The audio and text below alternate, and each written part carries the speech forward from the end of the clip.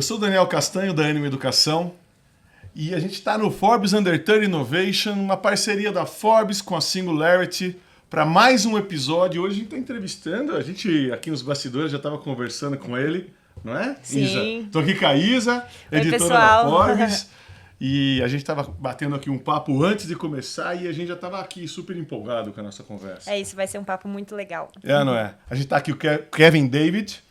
É isso? Isso Ou aí. agora, para agradar o seu pai, o Kevin Davi, entendeu? Porque a gente tava falando que, né? Estão os dois, cada um te chama de um jeito, então Exatamente. a gente tem aqui o internacional, para chamar de várias maneiras, que é um líder criativo da música, do design e do marketing. Eu não vou ter nem a ousadia de te descrever, de te apresentar, mas eu peço que você faça isso, porque você tem uma história incrível, então eu adoraria que você... primeiro assim, a gente se encontrou no elevador, em 3 minutos, me conta quem você é e a partir daí eu quero resgatar um pouco mais de detalhes toda a sua história. Perfeito. Bom, obrigado pelo convite, estou super feliz de estar aqui. Eu sou o Kevin Davi, tenho 30 anos, sou líder criativo e hoje fundador da Quelê, né, que é uma agência de criação e PR. Na Quelê eu sou diretor de criação, mas também tenho um papel ali muito pragmático de olhar para negócios.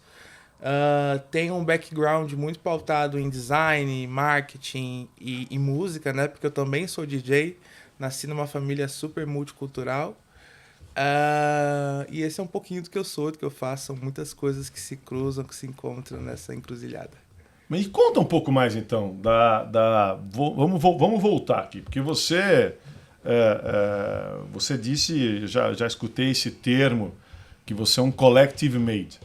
Não é isso? Quer dizer, então, e como que aí buscando, então resgatando, aí você conta um pouco mais detalhado então a sua história.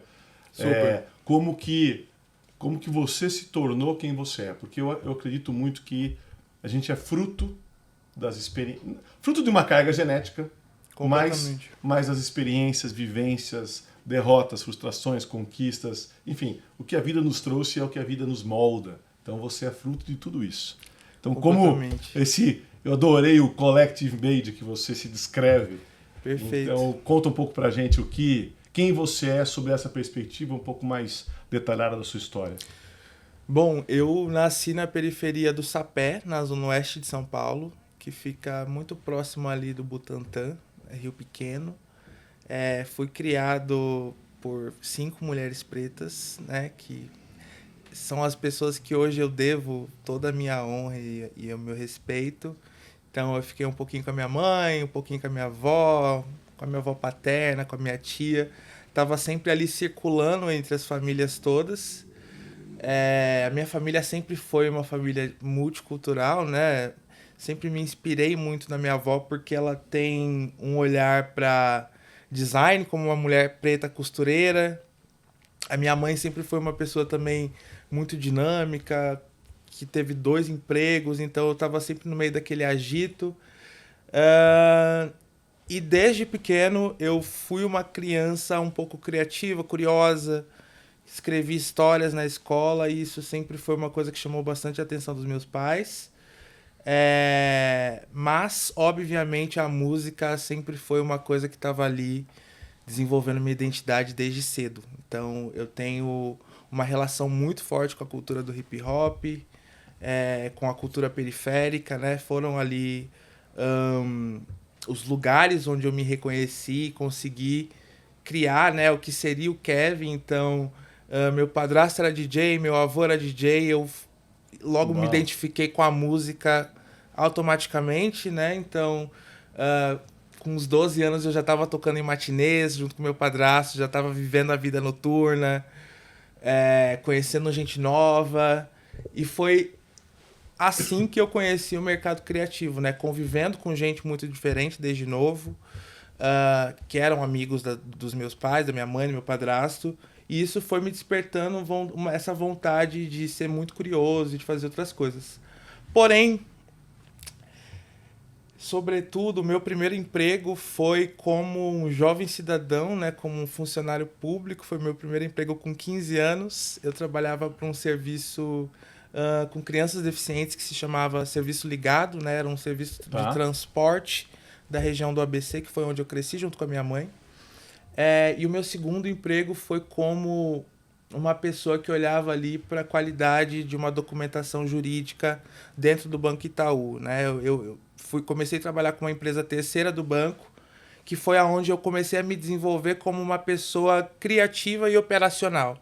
Então eu sempre tive esse DNA muito da cultura, da criatividade, ao mesmo tempo que eu sempre fui uma pessoa muito pragmática, organizada, da execução. É até redundante eu falar que sou organizado, mas foi assim que eu fui me entendendo como um profissional. E no banco foi assim, a primeira experiência que eu tive, eu tinha 18 anos liderando uma equipe, então consegui crescer na minha área, e foi ali que eu comecei a me destacar. Porém, não era um trabalho criativo, né? Era uma coisa que eu estava ali completamente mecânica, estava vivendo essa coisa 9 to 5, né? Do trabalho corporativo, de bater o ponto, e nunca senti que eu me encaixasse nesses lugares. Então, com 20 anos, eu estava muito insatisfeito com o mercado de trabalho, e eu falei, cara, acho que isso não é mais para mim, não funciono mais trabalhando para ninguém, preciso criar uma coisa minha.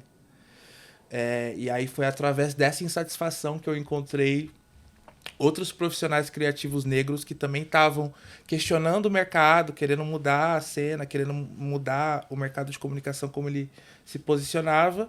Mas nesse momento, o que te motivou foi uma insatisfação com o que você estava fazendo e não necessariamente ainda um sonho, um propósito do que fazer. Não, porque meu sonho como criança é completamente diferente do que eu faço hoje. Eu acho que eu tinha um sonho que era lugar... Nessa época, com 20 anos, você falou, bom, esse lugar, eu não me encaixo nesse lugar. Sim. Eu não sei direito o que eu vou fazer, mas eu não me encaixo nesse lugar. Ou você falou, não. Não, eu tinha certeza que eu não encaixava naquele lugar. Mas você já sabia o que você queria fazer? Ainda não. Não. Eu tô falando isso porque... Sabe por quê, cara? Porque você é um exemplo, certo? Então, muitas vezes as pessoas falam assim, ó, mas ele teve sorte, porque ele cresceu no ambiente com um DJ, com não sei o quê, no ambiente não sei o quê, a tia, a mãe, a avó, como você descreveu. Eu não. Minha vida tá fadada a ficar aqui nesse lugar onde eu não quero. Super. Né? Então, o que você está falando é que e isso é muito legal, porque muitas vezes o que te motiva não necessariamente é, já naquele momento, saber o que você quer, mas é saber o que você não quer. Sim. Então, quando você já sabe o que você não quer, já é o suficiente para você, de alguma maneira, virar a sua vida, acreditar em você e falar, bom, essa vida eu não vou viver, eu vou viver algo diferente. Isso é muito legal. A minha motivação, até como uma pessoa periférica mesmo, eu sinto que a minha mãe, ela sempre se esforçou para que eu não me conformasse com a minha realidade, sabe? Eu sempre tive esse instinto de questionar e querer fazer as coisas diferentes.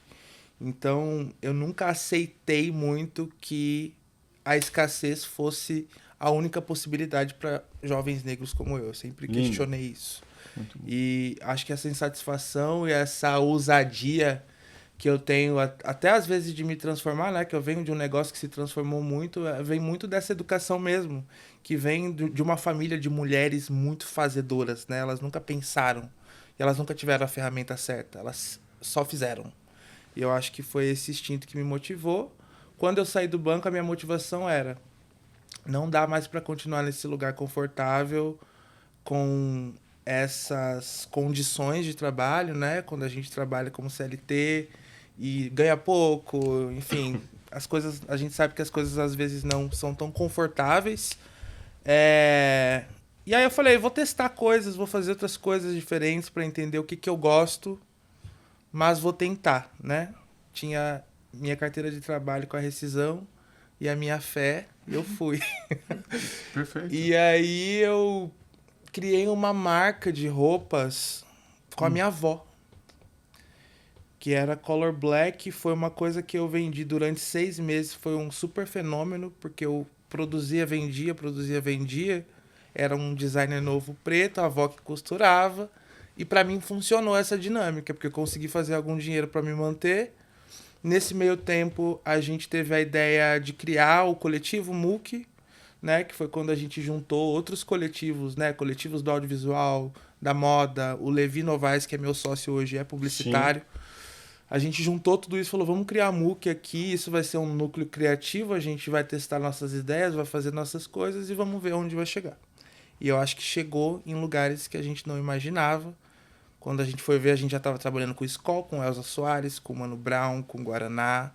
E aí foi uma ida sem volta para mim como um profissional criativo. Que lindo. Acho que um pouco disso. E a Quelê? A Quelê nasceu em outubro do ano passado. Ah, tá. É bem recente. Ela é recente. Ela vem de uma movimentação... Mas a Quelê não tem nada a ver, não é fruto do MOOC. Não. A Tá. Quelê é uma agência independente criada por mim e pelo Levi mesmo. Que veio também nessa onda... MOOC, ele era um coletivo que teve uma entrada muito forte no mercado audiovisual. Então a gente começou a ser representado pela Corazon Filmes, a gente passou pela Conspiração, que de fato foram lugares que viraram ali pra gente uma graduação como profissionais, né? De audiovisual e de marketing. Mas a gente se entendia como um núcleo criativo dentro dessas produtoras. Então a gente fazia tudo, né? A direção de cena, o styling, a direção de arte.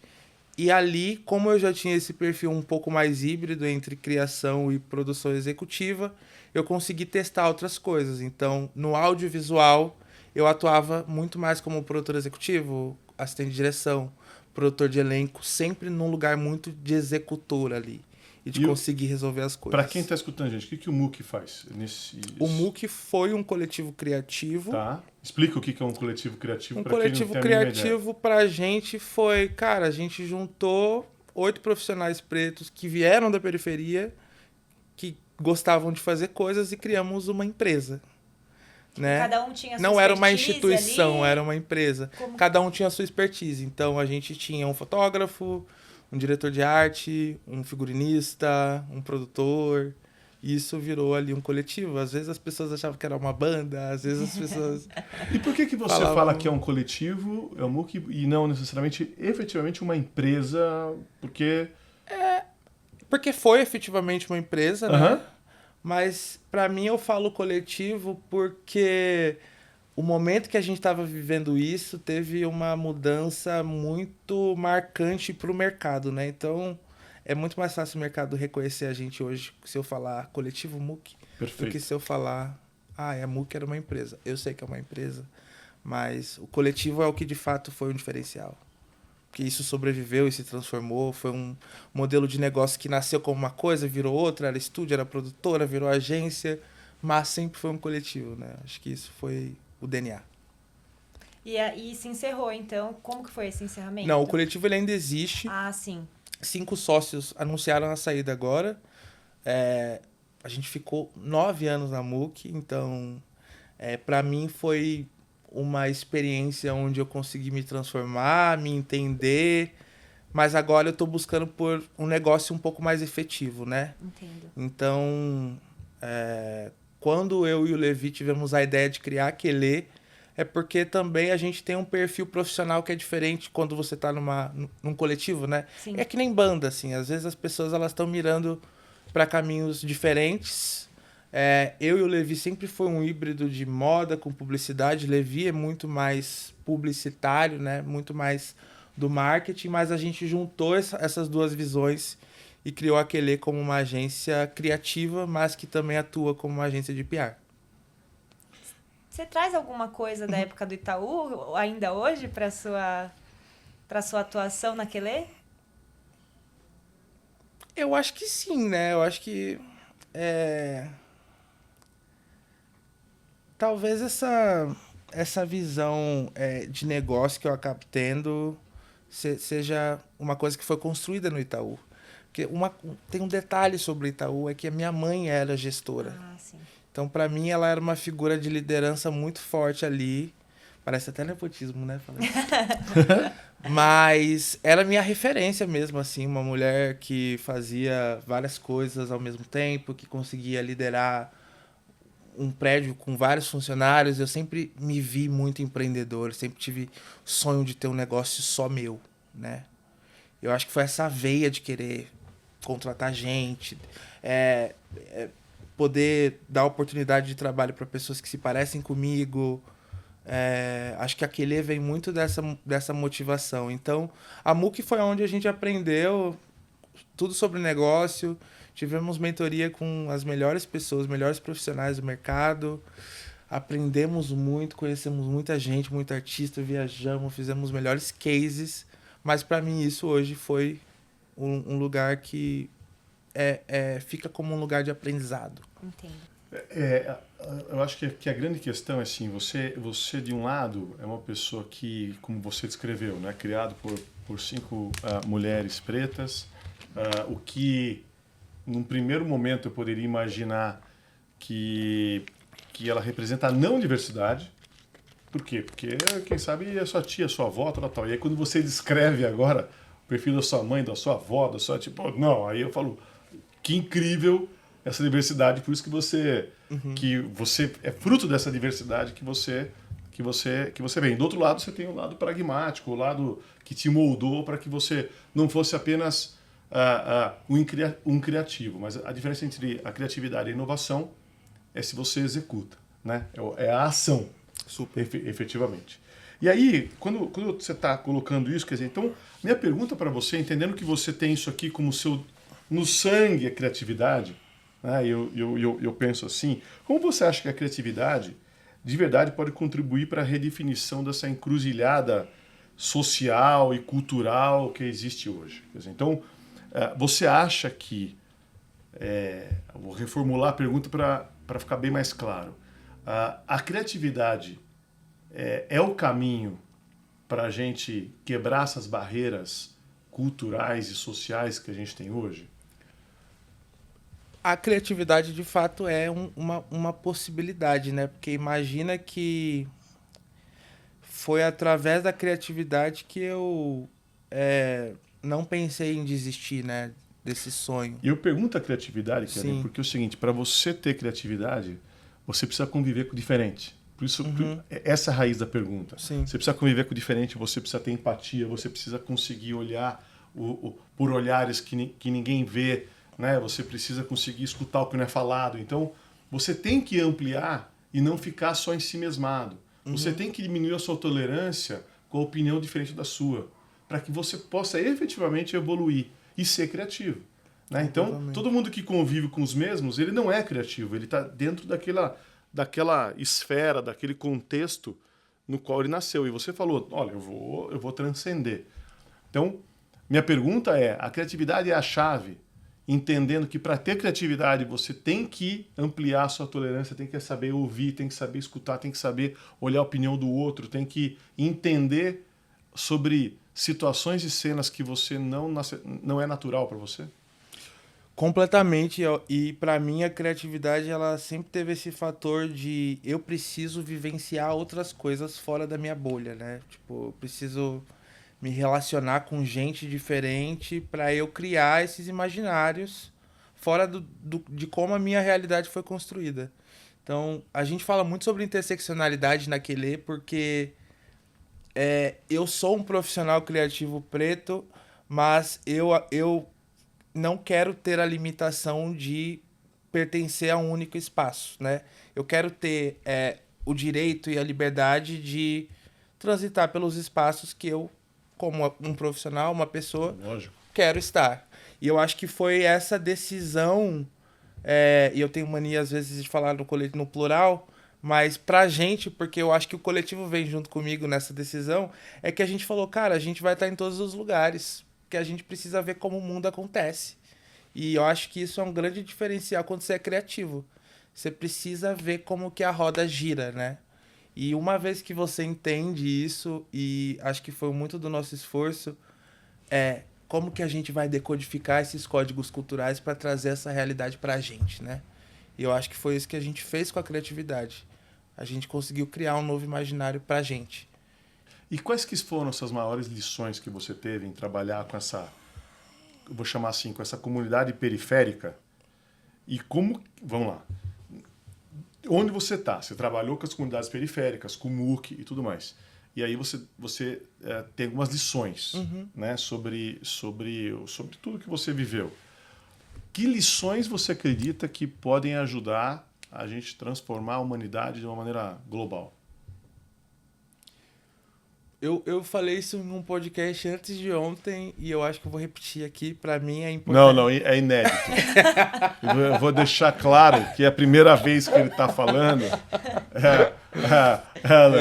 Então, Mas eu acho que é importante a gente olhar pro lado. É uma coisa tão simples, né? Mas eu acho que a gente tá vivendo um mundo onde as pessoas elas estão muito preocupadas com o próprio umbigo, com a própria verdade, e às vezes a gente se esquece de ter empatia, de pensar como uma pessoa que está do nosso lado pode se sentir, né? E isso pode representar uma pessoa que trabalha na portaria, uma pessoa que seu vizinho, seu colega de trabalho. Eu acho que é uma lição que eu trouxe para mim, assim. A gente precisa olhar para o lado para a gente conseguir criar uma relação sustentável com como o mundo está mudando o tempo todo, porque senão a gente vai ficar para trás. Kevin, você falou agora há pouco sobre a importância de estar em todos os lugares. E eu vou fazer uma pergunta agora para você que eu não gostaria de estar fazendo em 2024, que é sobre racismo. Ainda existe isso. E existe. O racismo já te impediu de estar em algum lugar? O racismo me impede de estar nos lugares o tempo inteiro, né? Mas. E é uma coisa que, independente de como eu tô modificando a minha realidade, ele é uma coisa que sempre vai estar ali como um fantasma, né? A gente nunca vai fugir do racismo enquanto pessoas negras. Então, eu sinto que eu já perdi várias oportunidades por conta disso. E sinto que, pra mim, eu acho que o que eu sinto hoje do mercado é que é muito mais difícil pra mim, como homem negro de 30 anos, ser respeitado do que se eu fosse um homem branco de 30 anos, com família rica ou uma graduação em uma grande universidade. Então, eu sinto essas diferenças em como eu me relaciono com o mercado e são formas muito agressivas e sonsas do racismo atuar, né? Porque não é como se ninguém tivesse me chamando de uma palavra pejorativa, mas a pessoa tá utilizando ali um comportamento onde isso tá me agredindo de um jeito que tá muito no inconsciente, né? Então eu acho que talvez o que tenha mudado, né, nesses 9 anos como MOOC, é que a gente tinha um problema estrutural que era muito mais... As pessoas sabiam identificar com muita clareza, mas hoje o racismo ele atua nessas subjetividades e eu acho que isso acaba sendo muito mais agressivo. Então, independente do lugar que eu tô hoje como empreendedor, como profissional, como artista, isso não é uma coisa que deixou de existir. Muitas portas continuam se fechando para mim por conta disso. e se você... Porque realmente isso machuca. Enfim, eu entendo perfeitamente. Você está falando, a gente já falou com outras pessoas aqui que descrevem, enfim, mas assim, dessa vivência do que você já viveu hoje e vivendo toda a experiência que você tem, com a sensibilidade que você desenvolveu pelo lado criativo, pelo lado da música, pelo lado, enfim, tudo que você fez, o que você acha que a gente deveria fazer para ter uma mudança filosófica da sociedade como um todo, para, no mínimo, a gente caminhar para diminuir o racismo? O que você falaria para mim, né? Sou um homem branco, e falar assim: Daniel, você precisa mudar a sua mentalidade dessa maneira, e se eu tivesse que falar alguma coisa agora que te machucasse no sentido do te arrepiar ou deixar um incômodo, o que você poderia me dizer para que me despertasse? Eu diria, Daniel, it's up to you, porque o racismo, eu acho que ele deixou de ser uma questão que a gente precisa pensar em como que a gente vai resolver. E isso é também uma distração pra gente, sabe? A gente não quer pensar. Entendi. A gente não quer... Tipo, o racismo é um problema da branquitude enquanto um sistema contra a gente, né? Certo. Imagina quão injusto é eu, no auge da minha carreira como profissional, criando minha carreira, criando minha empresa, ajudando minha mãe, pagando meu aluguel, ter que pensar em soluções de como diminuir o racismo. Eu acho que isso é uma distração pra gente. Tipo, a gente não quer pensar nisso. Quem fez que, de alguma maneira, Então, tem eu que acho se que é uma preocupar. coisa... É um problema da branquitude mesmo, enquanto sistema. Não tô falando só você como pessoa física, mas Não, sim. a branquitude, enquanto sistema, precisa se organizar e entender como que isso vai ser solucionado. Sabe por quê? Porque quando você estava falando e quando você estava respondendo, o que eu estava pensando é que a humanidade, de verdade, a sociedade, ela perde muito quando ela discrimina qualquer... A discriminação no sentido... não escuta ou discrimina uma ideia diferente do que ela tem. Seja quem for. Seja quem for. Você discriminar uma ideia minha. Eu falo uma coisa e falo, não tem nada a ver, esse cara não entende nada. Ou eu, a sua, ou da ex, enfim. A grande beleza é quando... A grande conscientização, na minha opinião, é quando a gente... não é tolerar a diversidade. Quando a gente desejar a diversidade. Então, a mudança de mindset, de você falar, eu vou tolerar a diversidade. E a diversidade, eu estou falando de todos os aspectos, tá?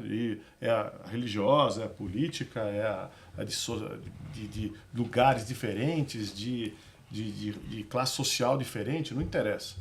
Então, quando a gente, quem sabe, tiver o desejo pela diversidade, entendendo que a diversidade deixa as discussões muito mais ricas, né? Muito mais verdadeiras, aí eu acho que a gente vai dar um salto. Eu estou falando porque você representa isso pela sua história. Você é fruto dessa diversidade, da criatividade, isso e aquilo, tal. Então, sem perder a autenticidade. Porque eu falo que o oposto de pertencer é você se encaixar. Porque se você tiver que se encaixar, você não pertence, você deixou de ser você mesmo.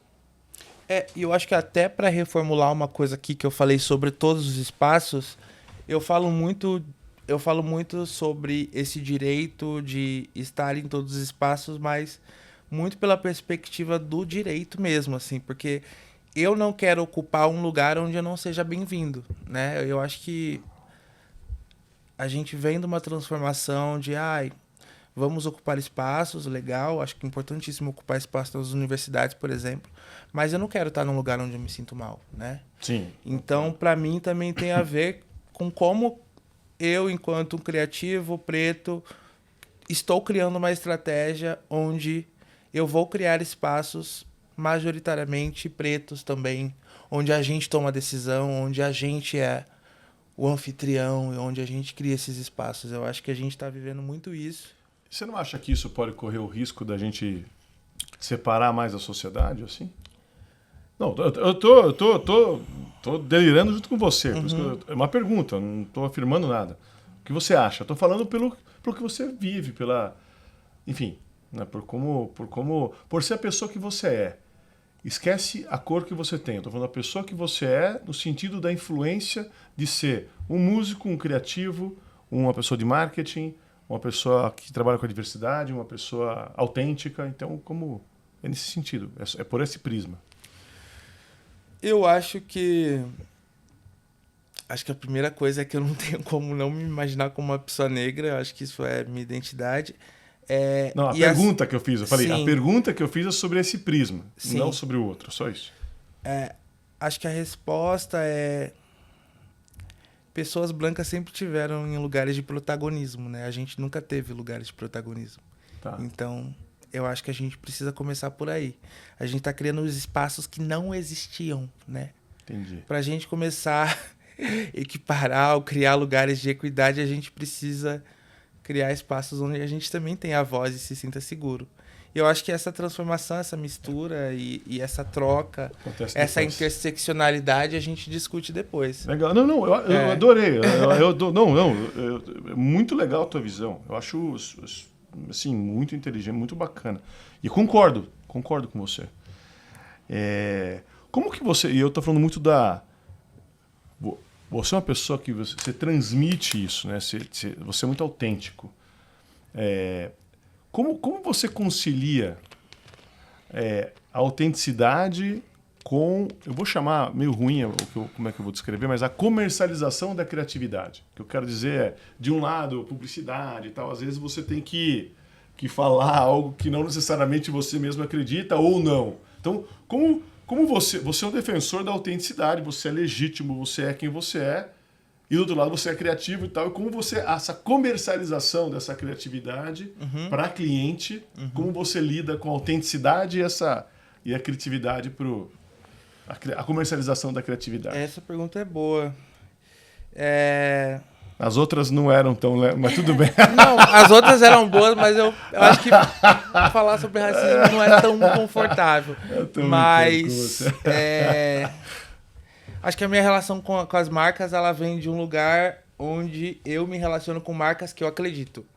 E isso não sei o quanto é uma coisa que eu posso escolher talvez agora. Acho que eu já trabalhei com muitas marcas porque só precisava da grana ou só por conta do momento. Mas eu acredito que no meu histórico, eu estive com marcas que eram a minha vivência. Essas marcas eram eu, né? Então, eu não posso falar, eu ia falar marca, eu não posso falar. Então, hoje a Quelê tem um trabalho com a Nike, por exemplo. Né? A gente representa ali uma agência que cuida da comunidade cultural de Nike, com campanhas e entre outras ações. E Nike, para mim, sempre foi uma marca do sonho. Assim. A minha criança sempre quis ter um tênis da Nike, né? Uma referência. É uma coisa que estava ali e fazia parte dessa realidade. Então, eu acho que, para mim, a minha relação com marca e essa comercialização, o marketing, ela precisa estar muito pautada nessa relação de verdade que tem entre o que eu faço, o que eu represento e o que essa marca é. Então, eu tento me relacionar com marcas que o posicionamento estão minimamente alinhado com a minha verdade, valores e etc. Obviamente, a gente sabe que toda marca, como instituição, é cancelada, faz coisa errada, contrata coisa errada, manda a gente embora na hora errada, faz barbaridades. Mas isso é o mercado, né? Então, como eu tô me relacionando cara, Nike se parece comigo, a Heineken se parece comigo, essa marca de beleza se parece comigo, a Dior se parece comigo, gosto muito disso, vamos em frente. Isso abre mais portas para sua criatividade mesmo, né? Exato. É o que legitima é saber que essas marcas são eu. E você acredita que a criatividade é uma coisa que a gente consegue exercitar ela ou você nasce criativo? Eu acho que criatividade é uma coisa que todo mundo tem, né? Você precisa ser criativo quando o salário tá acabando no final do mês, não resta tanta coisa na geladeira, você precisa cozinhar alguma coisa com o que tem. Isso você precisa ser criativo para fazer isso. Você precisa ser criativo para limpar sua casa, para arrumar seu guarda-roupa. Então, acho que existem várias formas de ser criativo. E eu acredito muito que a criatividade está nesses lugares onde a gente não está olhando. Eu nunca tinha pensado desse jeito. A gente não está olhando para a criatividade nesse espectro, né? A gente está sempre pensando num processo criativo muito engessado, com começo, meio e fim. Mas eu não acredito muito nisso, assim. Eu, por exemplo, sou uma pessoa que... eu fico muito mais criativo à noite. Então, às vezes eu tenho vontade de arrumar meu guarda-roupa e eu só tenho uma ideia se eu estiver fazendo isso. Olha só. Você sabe, Isa, que tem uma pesquisa que, assim, eu vou fazer uma pergunta, né? Que nota de 1 a 5 você dá para sua criatividade? E a criatividade é uma das pouquíssimas coisas, quem sabe a única coisa do ser humano que a nota que você dá é o que você é. E isso é muito legal. Porque quem dá nota 5 é 5. Quem dá nota 2 é 2. Ops! Olha aqui. Ó. Quem dá nota 5 é 5. Quem dá nota 2 é 2. Por quê? E aí se eu perguntar pra você, você acha que você canta bem? Ah, eu canto. Não necessariamente cantar. Você acha que você é bonito? Ah...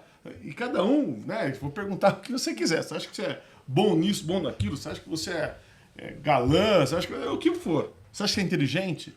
Então, o senso crítico do ser humano, ele não necessariamente ele bate com quaisquer outras coisas. Mas, em relação à criatividade, você é o que você acredita ser. Se perguntar para qualquer Olha criança só. se ela é criativa, todo mundo fala nota 5. Ah, com certeza. Entendeu? Porque é. E aí você vai se restringindo. Então, isso é uma coisa muito legal. Né? E assim, depende da autoestima, depende do que você acredita, depende de quanto você tá bem com você mesmo. E qual que é a sua nota de Ah, criatividade? 10. 5, gente. De 1 a 5. Eu não falei, É isso. é lógico. Certíssimo. Não vou fingir modéstia. Não, mas mas não é modelo. Você é o que você quer, você é o que você acredita. Sim. E se você fosse qualquer outro, eu ia falar que era mentira, que você tava aqui só porque... Só porque Enfim, tá é com a câmera lógico. ligada. É VT. E tem alguma... Você se alimenta de algum... não sei, você tá ali passando muito pela música e tal. Isso, de alguma forma, também alimenta a sua criatividade? Às vezes, ir numa exposição de arte. Como que você 100%. alimenta a sua? 100% porque meu trabalho tem muito briefing, né? Então, é muito difícil quando você tem uma limitação para sua criatividade ou até onde você pode ir criando alguma coisa. Então, acho que as coisas que me deixam, fazem eu me sentir criativo são os rolês que eu vou, as festas dos meus amigos, as pessoas diferentes que eu conheço. E aí eu tô falando de várias diferenças étnicas e etárias também. Acho que é uma coisa que pra minha geração ainda pega muito, né? A minha geração é muito etarista. A gente trata pessoas mais velhas como se elas fossem só pessoas mais velhas. Eu acho que eu aprendi a me relacionar com pessoas mais velhas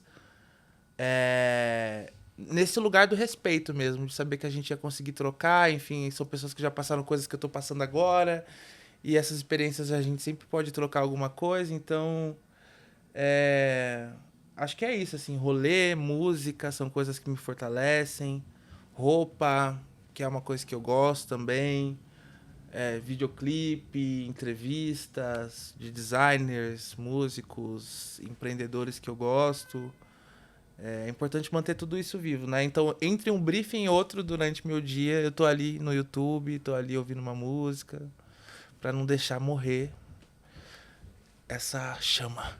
Esse negócio que você falou da questão, né, diferente, inclusive da questão etária, eu falo o seguinte, a melhor combinação é assim, se as pessoas, quando as pessoas mais novas olham as pessoas mais velhas e falam, poxa, eu tenho muito a aprender, ela é mais sábia do que eu, porque viveu mais do que eu, teve mais experiências do que eu. Por outro lado, eu falo, o iPhone 15 é melhor que o 12, que é melhor do que o 8. Ele é mais rápido, tal. Eu acho que as as gerações mais novas, elas vêm mais aprimoradas porque tem mais recursos, né? Porque o mundo é mais rápido. Completamente. Então, se os mais velhos olharem os mais novos e falarem assim, esse é um processador mais rápido do que eu, mas ainda não tem tanta experiência, ele está vazio, ele não está cheio. Aí eu acho que é uma combinação muito grande, quer dizer, muito boa. Os mais velhos respeitando os mais novos como um potencial incrível e não com desprezo, Total. porque é mais novo. E o mais novo olhando o mais velho com muito respeito, porque ele é muito mais sábio. Esse daí eu acho que é uma linha lógica de equidade que eu acho que a gente deveria começar a respeitar mais entre as pessoas. Sim, perfeito. Tipo, entender que pessoas mais velhas, às vezes ela só tá sendo um pouquinho chata porque ela tem mais experiência, e ela tá tentando te dar um toque. Entender que pessoas mais novas têm muito mais recursos para ser muito mais rápido e tentar entender o que tem nessa troca, né? Acho que a gente não tá olhando para isso ainda com cuidado. E como que você faz para não deixar as pessoas te colocar numa caixinha? Eu acho que eu... Não te empurro ali para cá. Como é que você explode a caixa? Eu arrombo ela.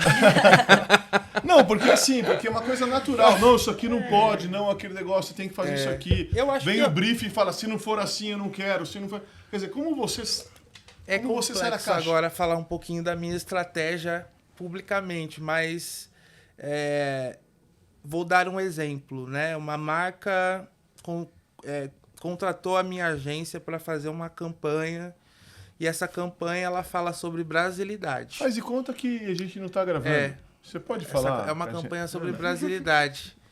Eu, obviamente, vou colocar pessoas majoritariamente negras, mas eu não vou falar, olha, temos aqui um elenco com 20 pessoas negras. Eu vou só colocar essas pessoas lá. E aí eu vou falar, olha, essas pessoas são muito legais, elas têm que estar nessa campanha por conta disso e disso e disso. Porque eu acho que é esse lugar agora, pra mim, como um hacker do sistema, e também não quero ser redundante de me auto-intitular um hacker, mas a minha estratégia Mas é é legal se fingir intitular um costume. hacker. Não, é legal se intitular um hacker. Eu sou um hacker da educação. Me considero com orgulho, sou um hacker da educação. O que é um hacker da educação? O hacker é aquele que pensa completamente diferente do que outras pessoas pensam. Sim, E você tenta fazer algo diferente do que todo mundo está fazendo. total. Né? Então, eu acho muito legal que você seja um hacker. Eu vou descrever, então. Né? Artista, músico, publicitário e hacker. Hacker do sistema. O que você entende assim como sucesso? Né? O que é sucesso e como que alinha valores e impacto que você quer desejar no mundo, que você deseja deixar no mundo? Eu acho que pra mim sucesso agora é tá bem nas coisas simples mesmo, é ajudar minha mãe, é ter uma alimentação adequada, autocuidado, né? Poder fazer seu treino, comer sua comida, fazer sua terapia. No meu caso, fazer macumba também, porque eu sou macumbeiro. Então é autocuidado. Eu acho que autocuidado tá nessas coisas, assim, o quanto a gente consegue sofisticar o nosso estilo de vida. Não tá tanto sobre o que eu tenho, né? Porque eu acho que quando eu era um pouco mais novo, eu tinha muita essa ilusão de ostentação e de vou ter o melhor tênis, a roupa mais cara, ou comprar isso, comprar aquilo, comprar aquilo. E aí você vai ficando um pouquinho mais velho, você já começa a perceber que essas coisas não têm tantos valores assim. E eu tenho pensado muito nisso, assim, tipo, eu me sinto muito mais feliz hoje se eu souber que minha mãe não tá passando nenhuma necessidade do que eu comprar um tênis de 5 mil reais. Então eu acho que tá nessa simplicidade o sucesso pra mim. E a segunda pergunta eu esqueci. Não era isso. Como que entendendo o que é sucesso para você, como que isso tem a ver em relação ao impacto no mundo, entendeu? Então, Eu acho que a leitura que eu tenho... é muito legal a sua visão de sucesso. A minha visão de sucesso, falando pra mim, né? Pra pessoas até como eu, mas pessoas também que têm a mesma idade que eu acho que a gente precisa manter nossa saúde mental equilibrada, assim. Que eu não sinto que é uma geração que prioriza isso, não sinto que a gente leva a sério esse cuidado. Eu, enquanto um homem preto, tendo amigos que vieram de lugares parecidos com o meu, sei que quando a gente se organiza e quando a gente cuida da nossa cabeça, as coisas melhoram.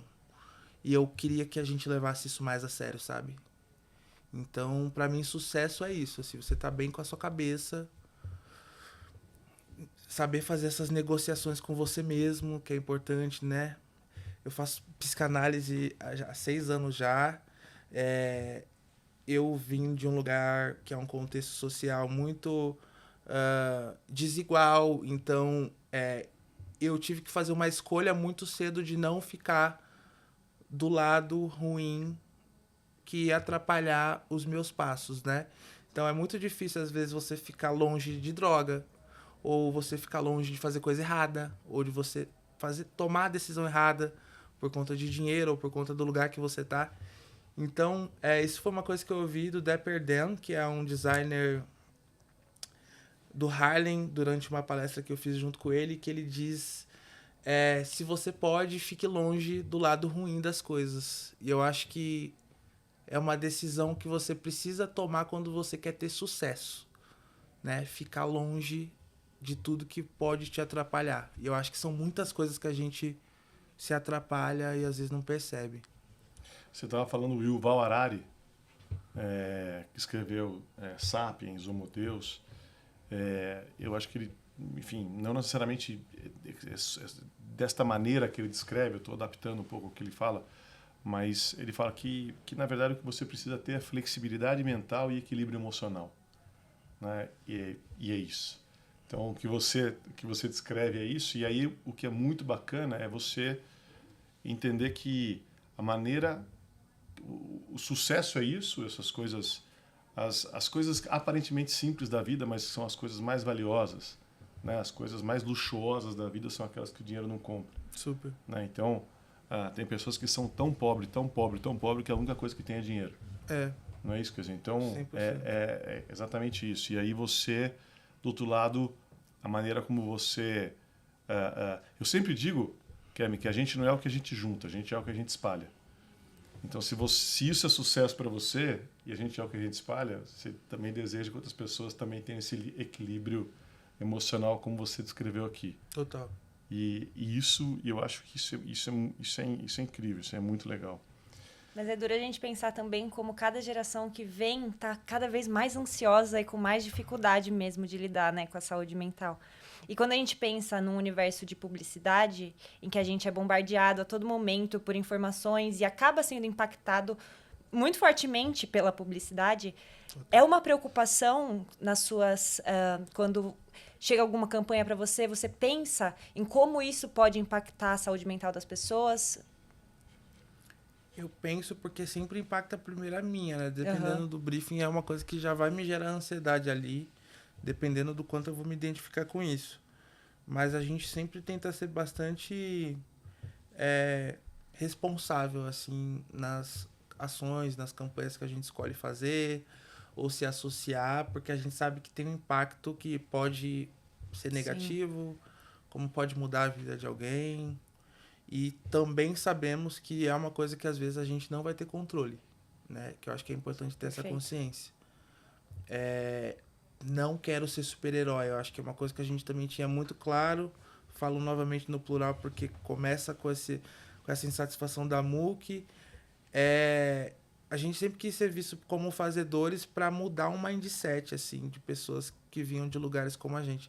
Mas a gente também nunca quis se apresentar como, tipo, faça o que eu faço, que você vai ter sucesso. Faça o que eu faço, que você...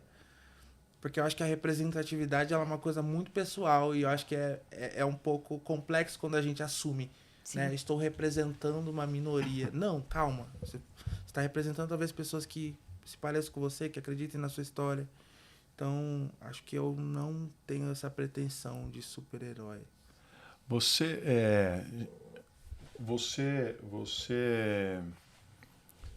recebe muitas vezes, né? Quem sabe é isso que você recebe um briefing. Eu acho que é muito mais do que simplesmente fazer uma publicidade, uma campanha, mas é um briefing para você solucionar um problema. Um briefing para você, olha, me ajuda, ou eu tenho aqui um produto que eu preciso vender mais, ou eu tenho uma imagem que eu preciso construir. Então, o briefing não é publicitário, o briefing me ajuda a solucionar um problema, e aí que você vem com a criatividade.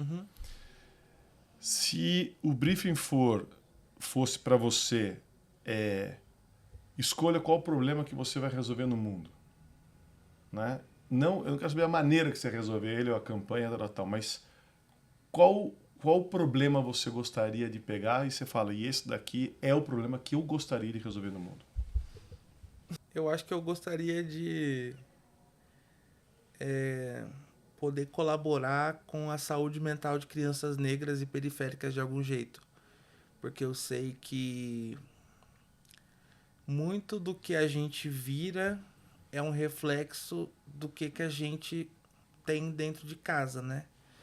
E acho que quando as nossas referências são ruins ali por uma série de repetições que a gente vem vivendo, hereditárias, família, né, que você vai levando um comportamento de uma pessoa para outra, e quando eu olho para minha criança, por exemplo, eu gostaria de ter mudado o que ficou de marca até os 6 anos de idade dela. E eu sei que isso são coisas que definem sua cabeça o resto da vida. Então, acho que se eu tivesse um problema para cuidar, assim como eu escolhi depois de grande poder cuidar dessa criança, seria a saúde mental da população preta, mas principalmente olhando para crianças mesmo. Isso é lindo, isso aí. Não, eu estou falando porque eu acho que isso realmente muda, né? Então eu acho que, e você falou, a gente é consequência do que a gente viveu. A gente é um resultado, assim, se você pudesse voltar atrás e mudar alguma coisa da sua vida, você mudaria? Eu acho que Apagar alguma coisa da sua vida? Você não ia Apagar ser, você não ia ser mais quem você é, não, então não tem esse apagar- problema. Não, apagar a gente tem um monte de coisa pra apagar, né? A gente também, ninguém é santo, a gente faz cagada também, a gente também toma decisão errada. Ixi, a gente faz coisa errada. Mas você acaba aprendendo com essas coisas, né? Então, é por isso que eu não apagaria, né? Mas eu acho que o que não compete a mim, eu apagaria, né? E eu acho que esse é o Legal. problema. Quando você é a criança, ela não tem responsabilidade sobre ela, né? Quem tem são os pais. Então, a maioria dos problemas que eu apagaria são decisões ruins que a minha mãe ou meu pai tomou. Isso é muito forte, né? Quer dizer, você apagaria não necessariamente consequências que você teve de decisões que você tomou, mas você apagaria, enfim, consequências geradas pelo meio. Exato. Né? Exato. Eu acho que isso é... Porque poderia ter sido... A vida poderia ter sido... Você podia ser exatamente quem você é de uma maneira mais leve. É isso que você está dizendo. Exato. Eu É acho. isso que você está dizendo. Sim. E quem sabe esse seja um extraordinário desejo para a humanidade, né? Eu sinto isso. Eu sinto isso. E é lindo isso. Enfim, isso aí é muito, muito, muito legal. Qual que é o seu... Por outro lado, qual que é o seu maior medo e do que ele te protege? Não o medo que te trava, mas o medo que te protege.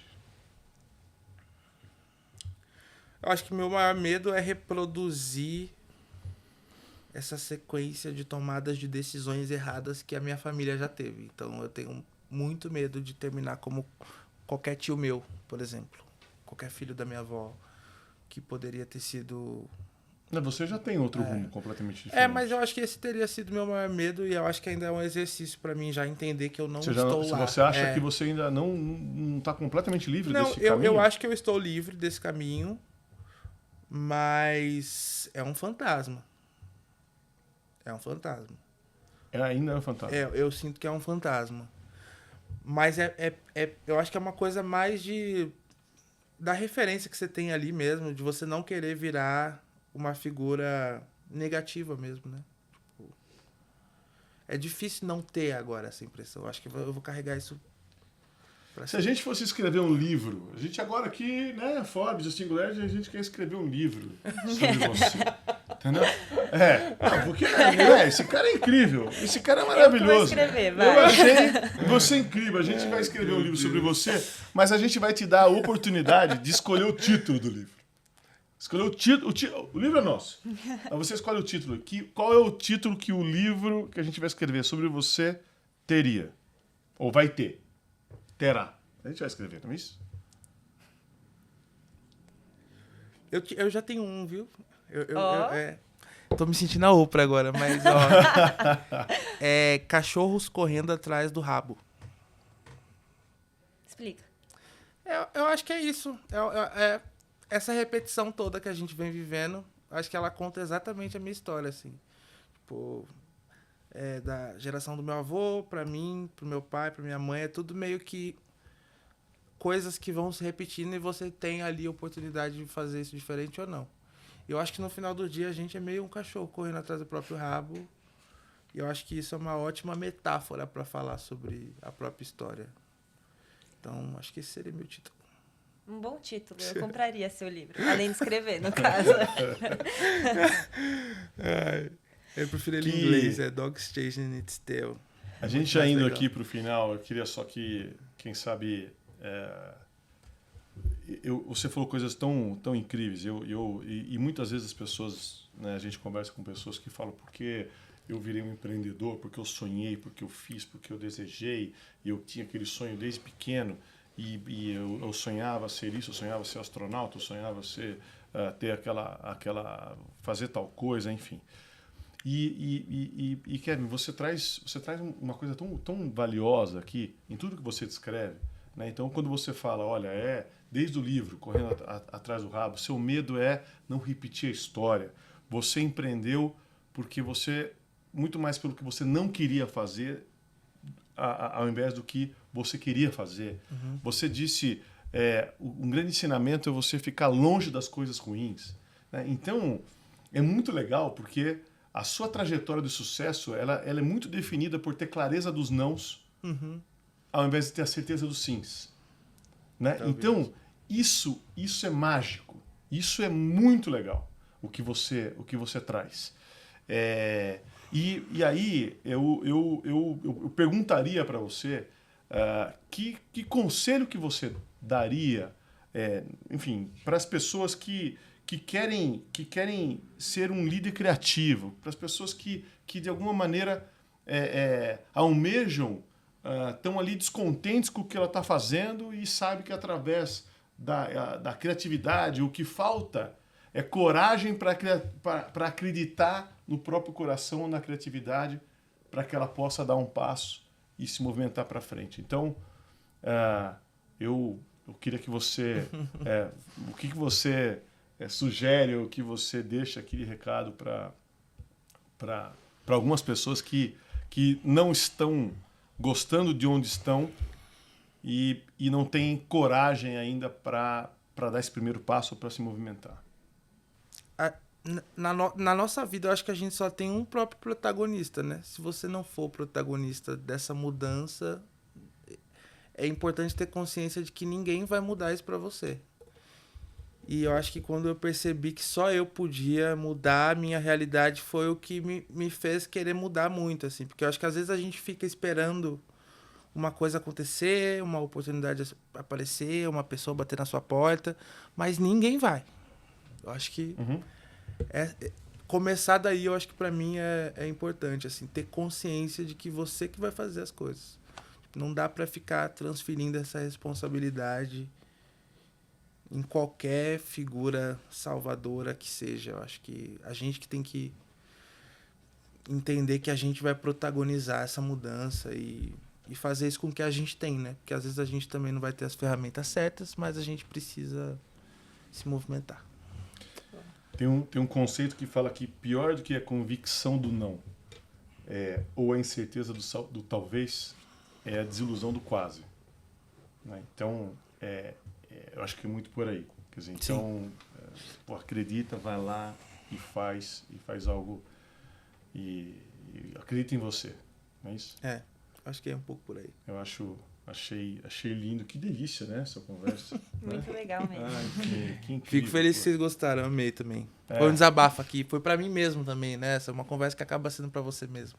Se ouvir botando essas coisas pra fora. Mas às vezes a gente faz algumas perguntas, eu também, a hora que eu fico, né, sou entrevistado, eu vejo, eu escuto algumas perguntas e depois eu falo, me manda esse negócio, porque eu não lembro mais o que eu respondi, né? Porque foi fluido. Então, o que eu queria, assim, te agradecer demais, porque eu acho que você, como eu falei aqui há pouco, você é um exemplo de uma pessoa que sonha, mas mais do que isso, a pessoa que tem clareza dos nãos. Né? Muitas vezes é muito mais difícil falar não do que falar os sims. Né? Então, e é difícil você falar não, porque o não é sempre uma escolha. Né? Eu amo falar não, inclusive eu falo com certeza não. Pra deixar bem claro mesmo. Pra deixar bem claro. Mas isso é lindo, entendeu? Então isso é lindo, você ter a certeza, ter convicção dos nãos. Quer dizer, então, eu acho que a principal mensagem que você me passa aqui, ou uma das principais, mas é isso. Tão importante quanto, o caminho não necessariamente precisa ser a convicção do sim, mas pode ser a certeza do não. E se você tiver a certeza do não, quem sabe você está trilhando já um caminho maravilhoso. Né? E acredita nisso. Total. Então, eu acho que a sua trajetória mostra isso. Eu tenho certeza que você só está começando. E eu estou falando para você porque, assim, ele vira, e eu acho, né? Porque ele fala assim, não, as pessoas mais novas não têm tanta maturidade, acha que o sucesso... Ele tem 30 anos, né? Ele fala como se ele fosse 75, entendeu? As pessoas mais novas, mas agora que eu já sou... Quando a gente passa dos 30... Então, mas agora que eu sou... Gente, eu tô me achando. Agora que eu sou um cara... Agora que eu sou um cara maduro, eu posso entender que sucesso está nas coisas simples da vida. E isso...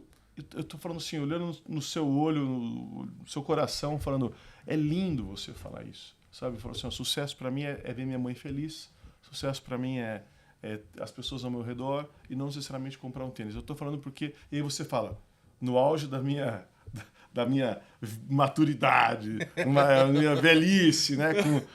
com 70 anos. Não. Então, eu tô dizendo isso porque eu conheço muitas pessoas que têm o dobro da sua idade e têm 1/5 da sua maturidade quando eu pergunto para eles o que é sucesso. Então, o que eu queria é te parabenizar por ser a pessoa que você é, né? Por, enfim, ter a história que você tem, ter a maturidade que você tem e estar construindo todo esse impacto e ser um exemplo para vir aqui olhar, e a hora que eu pergunto para você o que eu devo fazer, você fala, você que tem que aprender e não eu que tenho que te falar. Isso. Eu estou falando assim, isso é muito bacana, isso é muito legal. Nunca deixe de ser você mesmo. Entendeu? Leve isso no seu coração, tenha orgulho, honra de quem você é, porque você é um cara muito especial. De Muito verdade. obrigado. Obrigado de coração de estar aqui, né? Kevin Davi ou Kevin David, ele tem os dois personalidades. Mas foi uma delícia falar com você. Muito obrigado, amei o papo. Obrigada, Kevin. Obrigado. Sucesso, viu? Sucesso pra gente. Espetacular tê-lo aqui no Forbes Under 30 Innovation, uma parceria da Singularity com a Forbes.